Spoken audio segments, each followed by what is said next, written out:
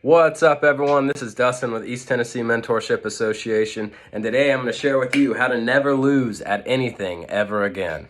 And it's taken me over 30 years to learn this lesson. And now that I have, I feel that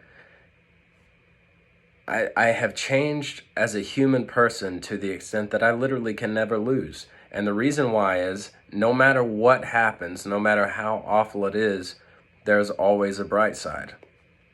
Um, right now, I'm on quarantine. My wife has COVID. I probably have COVID, um, and that's a blessing. And you can kind of tell, like I'm wearing a baggy T-shirt. I feel pretty gaunt. It's been a rough week, but I feel very positive about it. And the reason is we've both been going a million miles an hour. She's a nurse. I'm in mental health. We've been, sending it as much as a person can send it all year. And guess what? God said, God, whatever, the universe, whatever you wanted to title the thing. I'm not afraid of synonyms or culture. But we have been forced to slow down and spend some time together in our home. And that's such a blessing.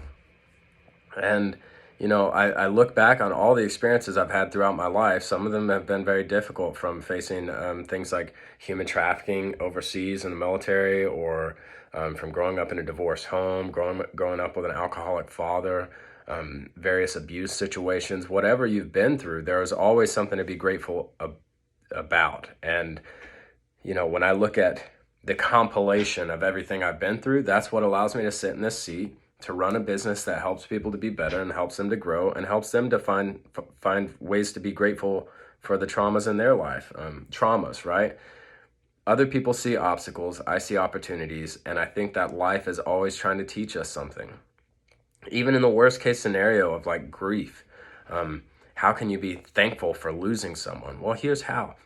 A lot of people have never had a love so pure that it literally only pains them to have lost that person. So if you have that grief is a constant reminder of how pure the love was, how great a relationship you had, what an honor it was to be influenced by that human.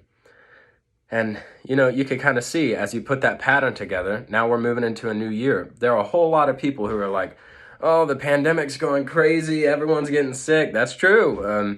Oh, there's so much political polarization and everyone's at each other's throats. Oh, that's true.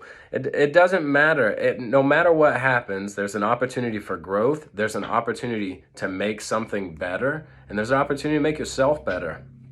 When you approach life that way, other people will not understand you. You will feel isolated in a lot of ways. Well, guess what? That's an opportunity for growth too. I mean, if it's time alone because you're isolated, that can be growth, or it could be a matter of finding and attracting your tribes, and really valuing those relationships where you can communicate openly with someone who understands it. So if you approach this mindset, it's not a radical gratitude. It's not some crazed gratitude where, you have to turn off and not look at all the negative things happening in the world. It's just authentic gratitude despite the negativity. It's looking at the negativity as an opportunity to become better or to learn something. And if you approach life not only as a student, but with someone who understands that you have some control over how you react to the world, probably some tough things will happen in 2022, and a lot of people will freak out. Other people will make an opportunity of it. Other people will grow through it, and then as they grow, they will help others grow.